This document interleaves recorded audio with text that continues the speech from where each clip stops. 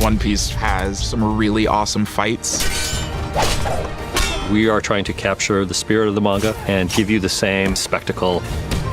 Our actors really rose to the challenge. No one came from a point of, I think this is too difficult, because they want it to be as authentic as possible to their individual characters.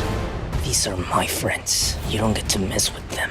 Luffy being this happy-go-lucky character, using his stretchy ability to protect himself or his friends, kind of opens up a world where the whole thing's your playpen. So we designed moves so we could put the fun element into it. Him moving around a lot and stretching and curving his body. Oh my gosh, I had to do a lot of stunt training. Being a rubber man has a lot of cool things. I learned how to use wires. He took to it like a duck to water, and now this kid can fly. I never experienced anything like that. I hope the fans see the great attention to detail, transforming Zoro into live action. Mackenyu is just amazing as a swordsman and brought a lot of his own style and his experience to those fights. He has the 3-sword style, 2 swords in his hand, 1 in his mouth. So that's where it goes. I want to do my best to show what Zoro and I can do. Nami is a pro at the bow staff. That's something that you see in the manga, and we wanted to bring more into the live action series. And God, the fight sequences are so fun to do. So I'm kind of like, throw them all in, I'll do them all. She looks fantastic. I mean, the stunt double was very impressed, as was I. I actually grew up doing karate, so it's a really fun thing to be able to do again. For Usopp, we had a marksmanship training. You know, I had to learn how to use a slingshot. But even more so, Usopp spends a lot of the season overcoming his fears.